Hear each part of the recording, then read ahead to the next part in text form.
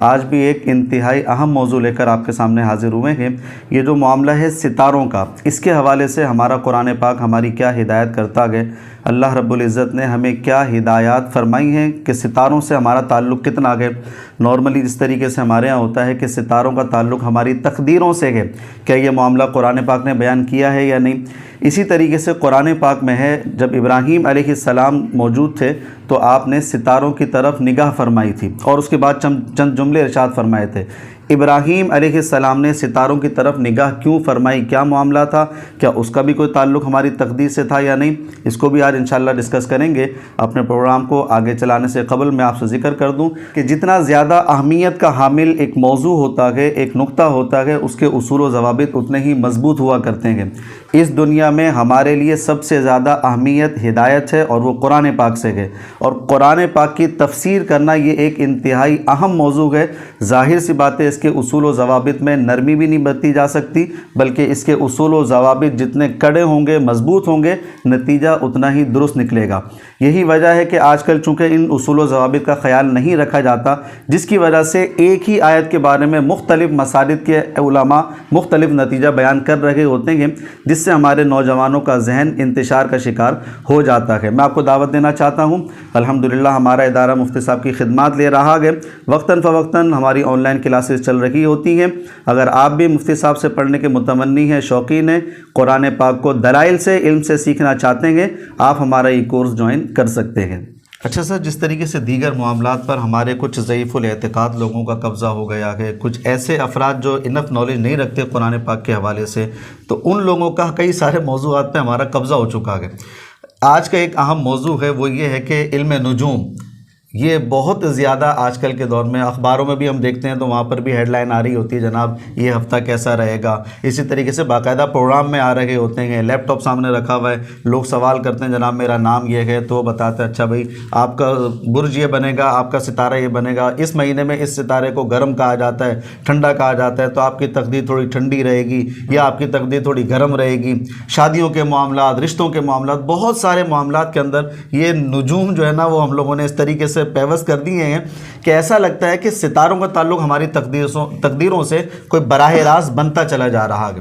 میں ابتدا کرتا ہوں آپ کے سامنے، سب سے پہلے تو یہ بتائیے کہ یہ جو علم نجوم ہے، اس کی حقیقت کیا ہے، قرآن ہمیں کس طرف رہنمائی کرتا ہے، یہ کہاں سے آئی یہ ساری باتیں اور اس کی ابتدا کہاں سے ہوئی؟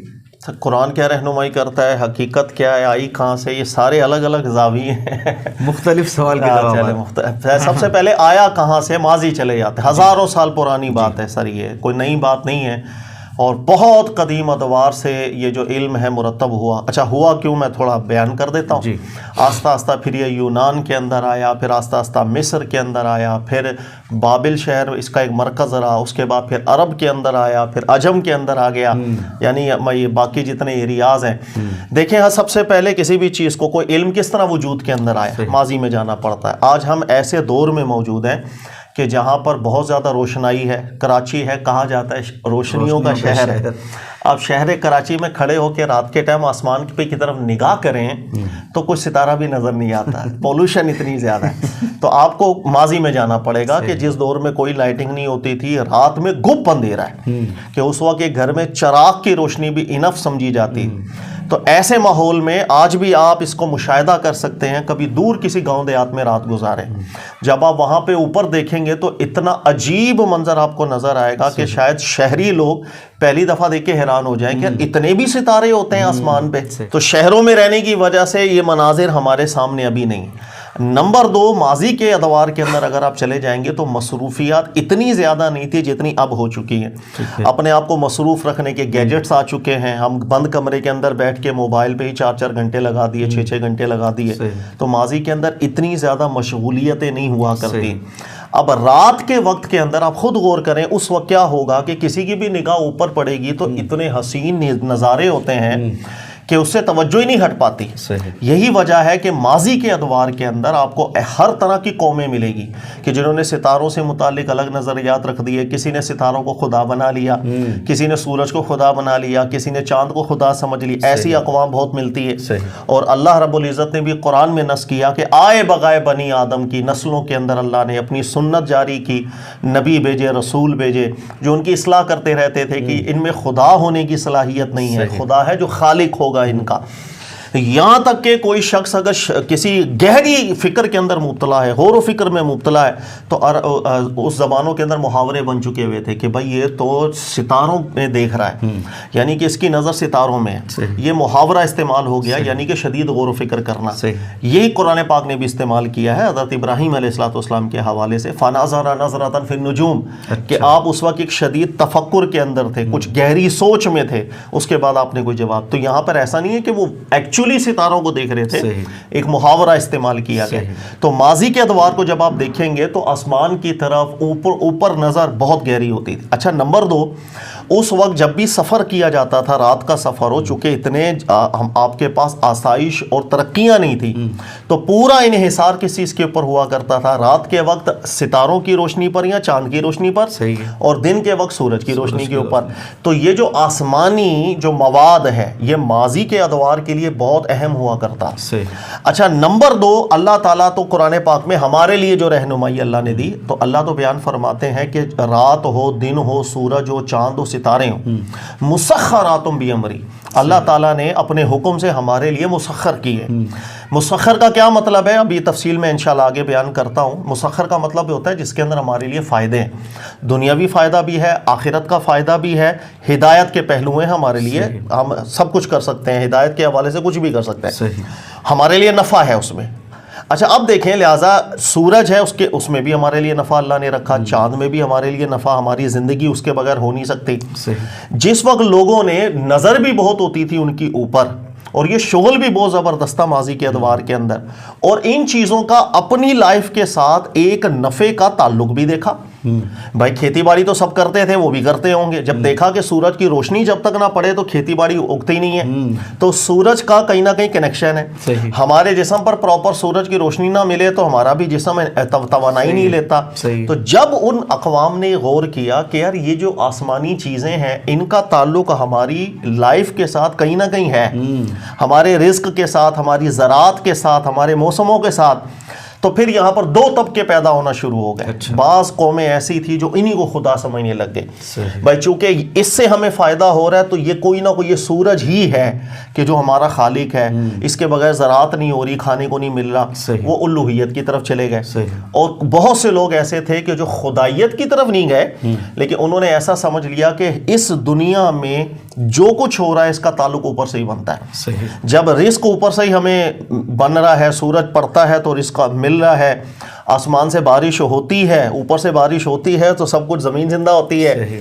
تو انہوں نے یہ سمجھ لیا کہ اس دنیا میں ہماری تقدیروں کا تعلق بھی اوپر سے ہے. لہٰذا یہ 2 طبقے بن گئے. کئی لوگ خدائیت کی طرف چلے گئے, وہ عبادت کرنے لگ گئے, اور کئی لوگ پھر اس چیز میں غور و فکر کرنے لگ گئے یار اوپر سے نیچے کا تعلق کیا ہے. اس تعلق کی کھوج میں چلتے چلتے پھر یہ علم التنجیم اس کو کہا جاتا ہے, ایک نیا علم وارث وجود کے اندر آ گیا. یہ ہے اس کی تاریخ اگر پوچھے تو. چلے, یہ تو آپ نے ہسٹری اچھی طریقے سے پوری ذکر فرما دی ہے, لیکن ان ستاروں کا کام کیسے ہوتا ہے, کیا ہوتا ہے جو اس طریقے سے آج کل یہ لوگ بیٹھے ہوئے ہیں, کس طریقے سے یہ لوگ کام کرتے ہیں؟ سر اس کا تعلق صرف اتنا ہوتا ہے جیسے ہمارے یہاں عام طور پر مشہور ہے کہ کسی کے گھر کے چھت کے اوپر آ کے کوا بولے تو اس گھر میں مہمان آ جاتا ہے. ٹھیک ہے, تو ایسا ہی اس کا تعلق ہوتا ہے. بات صرف اتنی ہے کہ کئی لوگ چونکہ سمجھ جو گئے, انہوں نے ایک پرسیپشن بنا لیا اپنا کہ یار کوئی نہ کوئی تعلق اوپر سے نیچے کا ہے. اب اس تعلق کو نکالنے کے لیے ہر ایک نے اپنا فارمولہ بیان کیا. لہٰذا یہ علم التنجیم جو ہے اس کا کوئی ایک فارمولہ نہیں ہے. بابل کا الگ فارمولہ ہے, یونانیوں کا الگ تھا, مصریوں کا الگ تھا. پھر آہستہ آہستہ انہوں نے کچھ ایک ہی کوشش کی کہ ہم اتفاق کریں. اچھا چینیوں کا بالکل الگ تھا. یہ بہت اختلافات ہیں اس کے اندر. یہی وجہ ہے کہ آج بھی آپ کسی کے سامنے اپنا مدعا رکھیں اور سامنے جو ہے وہ ماہر 4 بٹھا دیں, ہر ایک کا نتیجہ الگ ہوگا. ایک اپنے حساب کتاب علم یہی استعمال کرے گا, اس کے نزدیک اسی سال میری شادی ہونے والی ہے, دوسرا کہے گا مر جائے گا تو کوارا ہی, تیری شادی کبھی نہیں ہوگی. تو بڑے اختلافات سامنے آتے ہیں. تو اس کے اندر سمپل ہوا یہ, دیکھیے میں آسان سا سمجھاتا ہوں. جیسے سورج ہے, سورج پورا سال آپ اس میں دیکھیں گے اس کی حرکت میں فرق بھی آتا ہے. جیسے گرمیوں میں اس کا طلوع ہونے کا رستہ الگ ہے, سردیوں کے اندر اس کا رستہ الگ ہے. اچھا پھر کیا ہوا کہ آسمان پہ چونکہ بہت غور و فکر کرنے والی اقوام ہوتی تھی, انہوں نے دیکھا آسمان میں کچھ ستارے ایسے ہیں جو انہیں لگتا تھا کہ حرکت کرتے ہی نہیں ہیں. ان ستاروں کو انہوں نے نام رکھ دیا برج کا. اچھا, وہ ستارے جن کو وہ سمجھتے تھے کہ حرکت نہیں کرتے. اچھا کچھ سیارے ایسے دکھتے تھے کہ جو ان کو حرکت کرتے ستارے بھی نظر آتے تھے, ان کو انہوں نے نام سیارے رکھ دیا کہ جو حرکت کرتے ہیں وہ سیارے ہیں, جو حرکت نہیں کرتے وہ برج ہیں. اور ایک سورج ہے اور ایک چاند ہے. ٹھیک ہے, اب کیا ہوتا ہے کہ سورج بھی اپنی چال بدلتا رہتا ہے پورا سال, گرمیوں میں موسمی لحاظ سے بدلتا ہے, چاند بھی بدلتا ہے. اب انہوں نے دیکھا مثال کے طور پر آسمان میں برج ہے, یہ بھی برج ہے, یہ بھی برج ہے. یار سورج کبھی اس برج کے قریب سے طلوع ہوتا ہے, غروب ہوتا ہے, کبھی اس کے قریب سے, کبھی اس کے قریب سے, یعنی چالیں بدل رہے ہیں. صحیح ہے. اچھا اسی طریقہ کار سے یہ جو سیارے ہیں یہ کبھی سورج کے قریب ہو رہے ہیں, کبھی دور ہو رہے ہیں. اب انہوں نے تھوڑا سوچ و بچار کرنا شروع کر دیا. کیسے؟ میں اس کی مثال آپ کو دوں. ہمارے عرف کے اندر آپ نے دیکھا ہوگا کہ اکثر شادیاں کس موسم میں ہوتی ہیں؟ سردی میں. سردی میں, یہ نومبر کا مہینہ, اکتوبر کا مہینہ, دسمبر, جنوری, فیبروری, اس مہینوں کے اندر شادیاں زیادہ ہوتی ہیں. اچھا گرمیوں میں بہت کم شادیاں ہوتی ہیں, ہمارے یہاں رواج ہے. اب میں اس کو موسم کے حساب سے دیکھ لوں تو یار سردی کے موسم میں شادیاں زیادہ ہوتی ہیں, گرمی کے موسم میں کم. لیکن اب یہ موسموں کو چھوڑ دیں, اسی بات کو یوں دیکھا جائے کہ سورج سردی کے مہینے میں اس کی چال مثال کے طور پر اس برج کے قریب سے گزرتی ہے اور فلاں سیارہ بھی اس کے قریب ہوگا.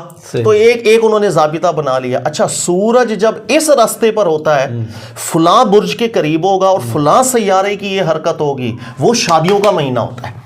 ان دنوں کے اندر لوگوں کی شادیاں وہ محبت کے مہینے کہلاتے ہیں. اس ٹائپ کے پھر قواعد بنانا شروع ہو گئے, ضوابط بنانا شروع ہو گئے. اور یہ سلسلہ پھر چلتا چلا گیا. پھر لوگوں کو اصل میں نفسیات بھی ایسی ہوتی ہے نا, انسان کو کہیں سے خبر مل جائے اچھا میری اسی سال شادی ہوگی, بھائی یہ سن کے ہی مزہ بہت آ جاتا, لطف آ جاتا ہے زندگی کے اندر. تو اس طرح یہ علم آگے چلتا رہا. لیکن ہوا یہ کہ ظاہر ہے کہ انسان اب جب آگے ترقی کرتا ہے تو اس کو پتہ چل جاتا ہے ماضی میں کیا کیا غلطیاں کرتے رہے. سب سے پہلے جو بنیاد برجوں کے اوپر رکھی گئی تھی اس وجہ سے کہ ان میں حرکت نہیں ہوتی. آج سائنٹیفکلی بھی اسٹیبلشڈ ہے, قرآن پاک نے تو بہت پہلے نص کی تھی کل فی فلک یسبحون, کہ ہر چیز کا تحرک کو قرآن ثابت کرتا ہے. آج سائنٹیفکلی بھی اسٹیبلشڈ ہو چکا ہوا ہے کہ اس کے اندر کوئی بھی ساکن چیز تو ہے ہی نہیں, سب کی حرکتیں ہیں. اور آج جو برج ہے جہاں پر 2000 سال پہلے یہاں پر تھا ہی نہیں, حرکت میں فرق آ چکا ہوا ہے. تو کہنے کا مقصد کہ جو بنیادیں تھیں ساری ٹوٹ چکی ہوئی ہیں. وہم اور نفسیات جسے کہتے ہیں وہ اس کے اندر ضرور شامل تھی, حقیقت سے اس کا تعلق نہیں بنتا. اچھا یہ ضمناً آپ سے بات کرتا ہوں, نارملی ہمارے یہاں ایک ویڈیو کلپ آ جاتے ہیں, بھائی رات میں جھاڑو نہیں دے سکتے یا کینچی خالی چلائیں گے تو گھر میں لڑائی ہو جائے گی. یہ باتیں بھی انہیں باتوں میں سے لگتی ہیں آپ کو؟ دیکھیں دنیا میں لوگ 2 طرح کے ہوتے ہیں. ایک بہت بڑی تعداد لوگوں کی ایسی ہوتی ہے کہ جو زیادہ پڑھے لکھے نہیں ہوتے اور اسباب اتنے نہیں بنے ان کے, اس لیے ان کے اندر ضعیف الاعتقادی زیادہ آ جاتی ہے. ایسے ٹائپ کے جتنے بھی لوگ ہوتے ہیں ان سے نفسیاتی طور پر کھیلنا بڑا آسان ہوتا ہے. اور لوگ نفسیاتی طور پر کیوں کھیلتے ہیں اس کی وجوہات بھی بہت ہیں. اگر آپ کہیں گے تو ہم اس موضوع کو بھی چھیڑ دیتے ہیں. تو اب اس کو یوں سمجھیے علم کیسے ہوتا ہے. بھائی ایک شخص ہے وہ کہیں جا رہا تھا, آگے سے بلی گزر گئی اور اس کا کہیں ایکسیڈنٹ ہو گیا, تو اس کے منہ سے کہیں نکل گیا ہوگا کہ یار وہ بلی کالی نکلی تھی آگے, اسے بجاتے بجاتے میں جو نا آگے گر گیا. اب یہ جملہ ہے جو چلنا شروع ہو گیا. اتفاقاً کبھی کسی اور کے ساتھ بھی ہوا ہو, ارے ہاں بلی آگے سے گزرے, اس کا مطلب کچھ نہ کچھ اس کے اندر ایسا ہے کہ انسان کے ساتھ نوست ہو جاتی ہے, یہ منحوس چیز ہو جاتی ہے, جسے طیارہ وغیرہ عربی کے اندر کہا جاتا ہے. تو اس طرح تصورات بڑھتے رہتے ہیں. کہیں کوے نے آ کے کچھ بول دیا تو تصور پیدا ہو گیا, مہمان کسی کا اتفاقاً آ گیا ہوگا, اور اس کا مطلب کوا آ کے اذان دے رہا تھا, کوا آ کے ہمیں بتا رہا تھا کہ تیرے گھر میں کوئی آنے والا ہے, گھر سے نکل جاؤ, یا بتا رہا تھا واقعی کہ تالا لگا کے آپ کہیں چلے جاؤ. تو اس طرح اعتقادات بننا شروع ہو جاتے ہیں. رسول اللہ صلی اللہ علیہ وآلہ وسلم جب تشریف لائے, عرب کے اندر یہ طیارہ کے معاملات اپنے عروج کے اوپر تھے, فل عروج کے اوپر تھے. یہ استخارے کرانا, فلاں کروانا, علم النجوم اور جسے نجومی وغیرہ کہا جاتا ہے, کاہن وغیرہ کہا جاتا ہے، یہ دو طریقوں کار سے تھی.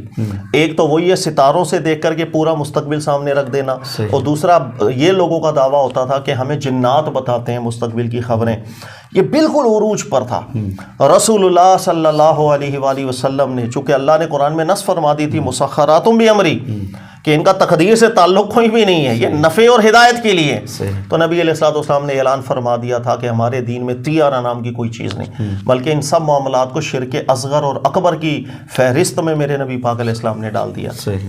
اچھا، اب اس طرف آتے ہیں ہم کہ یہ جو ہمارے یہاں طریقہ کار چل رہا ہے یا ستاروں کا جو معاملہ ہے، اس موضوع کو لیتے ہیں اور قرآن اس پر ہمیں کیا رہنمائی کرتا ہے، اس کو بتائیے. دیکھیں، قرآن پاک جو رہنمائی کرتا ہے وہ بالکل واضح ہے. پوری کائنات کے اندر ہر چیز، جس کے اندر آپ بولو زمین داخل ہے، آسمان داخل ہے، انسان داخل ہے، چرند داخل ہے، پرند داخل ہے، کائنات کی ہر چیز، اس سے متعلق قرآن ذکر کرتا ہے. نمبر 1 مسخرات بامری، جو ابھی ہم نے ذکر کیا وہ ہمارے لیے مسخر ہے. مسخر اپنے اندر 3 چیزوں کو شامل ہوتا ہے. ایک ہے کہ اس کے اندر ہمارے لیے نفع ہے، دوسرا اس کے اندر ہدایت ہے، اور ہدایت کی 2 شاخیں بن جاتی ہے، دنیاوی ہدایت کا پہلو بھی ہے، اس کے اندر اخروی ہدایت کا پہلو بھی ہے. یہ 3 چیزوں کو تسخیر شامل ہوتی ہے.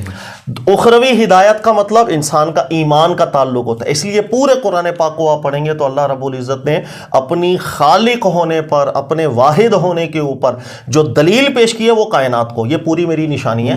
غور کر لو بھائی، کوئی بھی کریٹر ہے، اس کی کریشن ہی سب سے بڑی دلیل ہوتی ہے. بھائی دیکھ لو، عقل ہے تو غور کر لو، پیچھے کوئی بنانے والا ہے یا نہیں ہے. ٹھیک ہے، آپ کے سامنے کوئی ایک بڑی اعلیٰ سی چیز رکھ دی جائے گی تو آپ خود دیکھ کے سب سے پہلے آپ کہیں گے کیا بنایا بنانے والے نے. تو کہنے کا مقصد اللہ نے ہی پوری کائنات کو اخروی ہدایت کے لیے رکھ دیا. اسی طرح دنیاوی ہدایت کے لیے ہر چیز رکھی ہے اللہ نے. یہ جانور بھی دنیاوی ہدایت کے لیے ہمارے لیے ہیں، ہم اس سے لے سکتے ہیں دنیاوی اور اخروی فوائد. اس کو قرآن کی بولی میں کہا جاتا ہے عمارت الارض. یاد رکھیے گا، یہ ایک مقصد ہے انسان کو پیدا کرنے کا.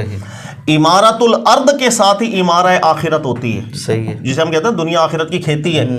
عمارت الارض کا مطلب ہے اس دنیا کی تعمیر کی جائے ہر لحاظ سے بہترین طریقے سے. سڑکیں بھی اس کی ہوں جس طرح رہنے سے یہ بھی ہو، اور فساد اس دنیا کے اندر نہ ہو. ایک پراپر طریقے سے زمین کی تعمیر ہو. انسان کی تخلیق کا مقصد رکھا ہے اللہ نے قرآن پاک میں. لہٰذا اس کے لیے مجھے کسی بھی چیز سے ہدایت لے سکتا ہوں میں. جیسے قرآن پاک ذکر کرتا ہے وہ ایک کوا آ گیا، آدم علیہ الصلوۃ والسلام کے 2 بیٹوں کا واقعہ قرآن ذکر کرتا ہے کہ ایک کوے سے ایک نے ہدایت لے لی تھی. بس کہنے کچھ بھی ہدایت لی جا سکتی ہے. آپ جانور سے دنیا کے رہن سہن کے طریقے سیکھ سکتے ہیں. آپ نے چونٹیوں کو دیکھا، کوئی ہدایت لے سکتے ہیں. جیسے آج کل آپ دیکھیں سائنسی حوالے سے بہت سی سائنسی ایجادات ہوتی ہیں، وہ جانوروں کو دیکھ کر کے ان کے ذہن کے اندر خیال آتا ہے. جیسے مشہور ہے کہ جاپان نے وہ ایک ٹرین کا ایشو آ رہا تھا، جو تیز رفتار ٹرین ہے ان کی، جب وہ کسی ٹنل سے گزرتی تھی تو بہت زیادہ آواز پیدا ہو رہی تھی. تو پھر انہوں نے ایک پرندے کو دیکھا اور اس کی چونچ سے اندازہ لگایا، اور لگا کر کے پھر اس کا ایک ڈیزائن بنایا کہ یہ آواز کا معاملہ ختم. یہ دنیاوی ہدایت آپ نے لی، اللہ نے اجازت دی. اسی چیز کو اللہ قرآن میں ذکر کرتے ہیں کہ قرآن میں اللہ ذکر کرتے ہیں وَبِالنَّجْمِ هُمْ يَهْتَدُونَ، کہ یہ جو ستارے ہیں اس سے تم ہدایت لو، دنیا کے فوائد لو جتنے لے سکتے ہو، آخرت کے فوائد لو، آخرت کے استدلالات کرو. تو قرآن پاک جو نص کرتا ہے وہ ان چیزوں کے اوپر کرتا ہے. مسخرات کا جو لفظ ہے یاد رکھیے گا، یہ 2 چیزوں کی نفی خود بخود کر دیتا ہے. ایک کرتا ہے کہ کسی کا ہماری تقدیروں پہ دخل نہیں، بلکہ یہ تو الٹا ہمارے لیے مسخر ہے. کسی کا تقدیر پہ دخل ہونے کا مطلب ہے وہ مسلط ہو. مسخر ہونا اور مسلط ہونا الگ چیز ہے. لہذا یہی جو لفظ ہے یہ اس تصور کو بالکل باطل قرار دیتا ہے کہ تقدیروں پہ کوئی دخل نہیں ہوتا. اور دوسری بات کہ جتنے بھی ہمارے یہاں دعوے کیے جاتے ہیں نا مستقبل کی خبریں پتہ کر، غیب پتہ کرنے کے لیے، قرآن پاک نے اس کا دعویٰ بند کر دیا. اس انداز میں قرآن دعویٰ بند کرتا ہے کہ جس طرح وہ جو علم النجوم والے لوگ تھے، رسول اللہ صلی اللہ علیہ وسلم کے مبارک زمانہ میں دعویٰ کرتے تھے ہمیں جنات بھی بتاتے ہیں. تو اللہ نے قرآن میں پورا ایک استدلال بیان کیا، سمجھایا حضرت سلیمان علیہ السلام کا واقعہ ذکر کر کے کہ اگر وہ غیب جانتی جنات مخلوق تو خود بھی اذیت میں مبتلا نہ ہوتی. اللہ نے واضح فرمایا کہ غیب ہو خود بھی نہیں جانتے، وہ تمہیں کہاں سے غیب بتائیں. صحیح بات. باقی ایک تکا ہوتا ہے، وہ ہے وہ لگ جائے تو لگ جائے، نہ لگے تو نہ لگے. اچھا، یہ اتنی پرانی بات چلتے ہوئے آ رہی ہے، پھر اس کے بعد قرآن بھی نازل ہوا، علماء کرام نے محنتیں بھی کیں اپنے اپنے ملک میں، اپنے اپنے شہروں میں، لیکن آج بھی یہ عوام میں رائج ہے. تو اس کی کیا وجہ لگتی ہے آپ؟ سر یہ جب تک زندگی ہے، جب تک قیامت نہیں آ جائے گی، سب کچھ رائج ہی رہے گا، ختم کچھ بھی نہیں ہوتا. حق اور باطل کی جنگ قیامت تک چلنی ہے. کبھی ختم نہیں ہے. دیکھیے گا لوگ ہر طرح کے اس دنیا میں موجود ہیں. کم علم لوگ بھی موجود ہیں، پڑھے لکھے لوگ بھی موجود ہیں، طاقتور لوگ بھی موجود ہیں، کمزور بھی ہیں، کمزور دل والے بھی ہیں، کسی کی نفسیات الگ ہے، ماحول الگ ہے. یہ جو اختلاف ہے یہ تو رہے گا ہی رہے گا. لہٰذا اس کے اندر ہوتا یہ ہے کہ جب جو نفسیات سمجھ جاتا ہے نا لوگوں کی، تو اب اسے کھیلنا اس کو اگر آ جائے تو سر وہ اچھے پرپس کے لیے بھی کر سکتا ہے، برے مقصد کے لیے بھی کر سکتا ہے.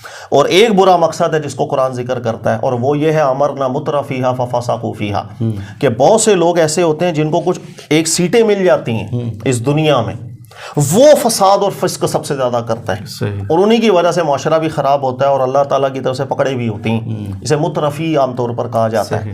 تو یہ سب سے بڑا امتحان یہ ہوتا ہے کہ میں کسی عہدے پہ بیٹھ گیا، میرے نیچے مرید بن گئے، اب میرا کام چاہے ٹھیک ہو چاہے غلط ہو، میں اس حلقے کو نہیں توڑ پاؤں گا. یہ سب سے بڑا امتحان ہوتا ہے. اسی لیے رسول کوئی بھی جب تشریف لاتے ہیں قرآن ذکر کرتا ہے کہ جتنے بھی اہل ثروت لوگ ہوتے تھے وہ سب سے کم ایمان لے کر آتے، غریب لوگ زیادہ ایمان لے کر کے آتے، اس لیے کہ ان کی سیٹیں جاری ہوتی ہیں. یہی اہل کتاب کے جتنے بڑے علماء تھے انہوں نے بھی ایسا ہی کام کیا تھا، اللہ کی آیتوں کو بیچنا شروع کر دیا، پیسے لینا شروع کر دیے، دو نمبریاں کرنا شروع کر دی، اس لیے کہ اپنی سیٹیں چلی جائیں. آج بھی ایسا ہوتا ہے کہ لوگ جو ہے چونکہ ہر طرح کے، کسی کا گھریلو حالات ٹھیک نہیں ہے، اب اس کے سامنے آپ جا کر صرف اتنا جملہ بول دیں میں نے آپ کا حساب کتاب کیا ہے، ارے سر جی اسی سال کے اندر خوشخبریاں آ جائیں گی، سر وہ اسی سے خوش ہو جائے گا، مرید ہو جائے گا آپ کا، نذرانہ بھی دے کے چلا جائے گا آپ کو. تو میں ایسے لوگوں کو ضائع نہیں کر سکتا. نفسیاتی اثر اتنا گہرا ہوتا ہے، میں اس کو تھوڑا سا دنیاوی ایک مثال سے سمجھا دوں کہ آپ کی طبیعت خراب ہو جائے اور آپ کو لگ رہا ہے طبیعت بہت خراب ہے، آپ کو ڈاکٹر نے کوئی ٹیسٹ دیے اور ٹیسٹ دے کے آپ کسی ڈاکٹر صاحب کے پاس چلے جائیں، ڈاکٹر صاحب نے رپورٹ دیکھی اور چاہے مذاق میں ہی بول دے ڈاکٹر، رپورٹ دیکھی اوئے ہوئے ہوئے ہوئے ہوئے سر جی بس کچھ ہی دن کے مہمان ہو آپ، چاہے مذاق میں بول دے ڈاکٹر، حالت خراب. ایمانداری والی بات ہے، وہ سامنے والے جس نے یہ کان میں جملہ گیا اس کی حالت خراب ہو جائے گی، زمین نکل جائے گی پیروں سے. ہوا کیا ہے؟ اچھا اسی کا الٹ کر دیں کہ ایک شخص ہے وہ شدید بیمار ہے، لوگوں نے بھی کہا بھائی بہت شدید، وہ رپورٹیں بھی بہت خراب آئی ہیں، ایسا ہو گیا ویسا ہو گیا، لیکن کسی اچھے ڈاکٹر کے چلا گیا، وہ سمجھتا تھا کہ مریض کو کس طرح ڈیل کیا جاتا ہے. اس نے رپورٹ وغیرہ دیکھی اور بڑی تسلی، کچھ بھی نہیں ہے یار، بالکل ٹھیک ہے یار، اور ٹھیک ہو جائے گا انشاءاللہ تعالیٰ، تھوڑا سا علاج اس کا چلے گا. سر اب مریض جو ہے نا آدھی بیماری اس کی ویسی نکل جائے گی. ایسے ہی ہمارے جو جملے ہوتے ہیں یاد رکھیے گا لوگوں کی نفسیات پر تیر کی طرح اثر کرتے ہیں. یہ جملے ہیں، یہ سب سے بڑا جادو ہے. اللہ کے نبی علیہ السلام بھی بیان فرمایا کرتے تھے کہ یہ جو بیان ہے نا زبان، یہ سب سے بڑا جادو ہے. یہ لوگوں کا دل بدل دیتا ہے، لوگوں کا دماغ بدل دے گا، لوگوں کی ذہنیت بدل دے گا، سوچ بدل دے گی. تو سب کچھ زبان سے ہوتا ہے. تو یہ عامل جس طرح ہمارے عاملوں کے بھی بازار چلتے ہیں، یہ سب چیزیں زبان اور نفسیات کا گیم ہوتا ہے. جو ضعیف الاعتقاد قسم کے لوگ ہوتے ہیں بیچارے، ان کو ایسے جملے استعمال کر دیے جاتے ہیں کہ وہ آپ کیا کہیں کہ وہ ہلکا نہیں ٹوٹ سکتا، وہ چلانا ہی چلانا ہے. صحیح. اچھا اس کے ذریعے پھر وہ رشتوں کے معاملات بھی ہوتے ہیں، پھر نوجوان بیچارے پریشان ہوتے ہیں تو جناب تمہارا برج یہ بن رہا ہے، تمہارا ستارہ یہ بن رہا ہے، لہذا تم اس کلر کا پٹا پہن لو. پٹے بھی بکتے ہیں مارکیٹ میں باقاعدہ، یہ علم نجوم والے بیچتے ہیں. کوئی بھی چیز نہیں ایسی، سب اپنی طرح سے تکے بازیاں ہیں. نہ قرآن پاک اس کی کوئی اصل بیان کرتا ہے، نہ عقل کے لحاظ سے اس کی کوئی اصل ہے، نہ سائنٹیفکلی اس کا کوئی ثبوت ہے. لہٰذا صرف وہمیات ہیں، اس کے علاوہ کچھ نہیں. اللہ کے نبی علیہ الصلوۃ والسلام نے ان تمام معاملات کو تیارہ کے اندر شمار کیا. شرک اصغر، کہ آپ کسی چیز کو مؤثر سمجھ رہے ہو اللہ کے علاوہ، اور اللہ نے اس کو سبب بھی نہیں بنایا ہوا. الٹے سیدھے نظریات آپ نے رکھے، کسی غیب کے حوالے سے آپ نے بھائی یہ سامنے والے کو غیب پتہ لگ گیا، میں یہ کروں گا تو ایسا ہو جائے گا، تو ٹوٹل فیوچر آپ نے جو ہے نا وہ سپرد کر دیا کسی کے. اس لیے کم سے کم اسٹیج اس کی شرک اصغر ہوتی ہے اور یہ شرک اکبر تک لے کے جا سکتی ہے. لہٰذا یہ سب چیزیں بند کر دی تھی میرے نبی پاک علیہ الصلوۃ والسلام نے. آپ اس بات سے اندازہ لگائیں کہ رسول اللہ صلی اللہ علیہ وسلم کے صاحبزادے حضرت ابراہیم جو تھے، جب ان کا انتقال ہوا اس دن سورج گرنے لگ گیا. اب چونکہ وہ ایک اثر تھا ماحول کا کہ اس وقت ایک مشہور تھا وہی علم و نجوم کے حوالے سے کہ جب کبھی اچانک اندھیرا ہو جاتا تھا، سورج کو گرن لگتا تھا، تو یہ علامت سمجھی جاتی تھی کہ روشنی اچانک اندھیرے میں بدلی ہے. اس کا مطلب کوئی بہت ہی بڑا حادثہ اس دنیا میں ہوا ہے جس کی وجہ سے سورج گرہن ہوتا ہے یا چاند گرہن ہوتا ہے. ٹھیک ہے. لہٰذا جب نبی پاک علیہ الصلوۃ والسلام کے صاحبزادے کا انتقال ہوا تو یہ آوازیں سننے کے اندر آ گئیں کہ چونکہ اللہ کے رسول پاک علیہ السلام کی اولاد کا انتقال ہوا ہے، اس وجہ سے یہ سورج گرہن ہوا. لیکن اللہ کے نبی صلی اللہ علیہ وسلم نے سب میں اعلان فرما دیا کہ سورج گرہن کا، چاند گرہن کا کسی کی موت سے کوئی تعلق نہیں ہو، یہ اللہ کی نشانیاں، اس کے حساب کتاب سے معاملات چل رہے ہیں۔ قرآن نص کرتا ہے والشمس والقمر بحسبان، اپنے حساب کتاب سے سورج و چاند چل رہے ہیں، اللہ کی نشانیاں ہیں ہمارے لیے، ہم اسے دینی فوائد حاصل کریں، اخروی فوائد حاصل کریں۔ تو سر کتنے پیارے طریقے سے سمجھایا نبی پاک علیہ الصلوۃ والسلام نے، اللہ کرے ہمارے بھی دل بدلے۔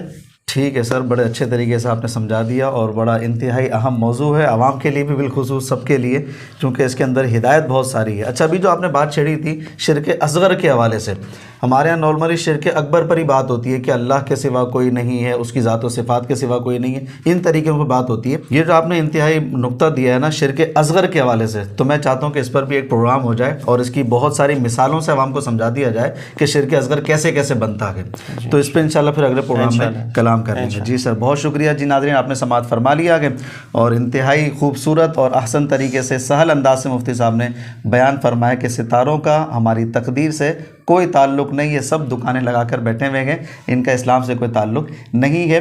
آن لائن کلاسز ہماری چل رہی ہیں، اگر آپ بھی مفتی صاحب سے پڑھنے کے متمنی ہیں اس کلاس میں ایڈمیشن لے سکتے ہیں۔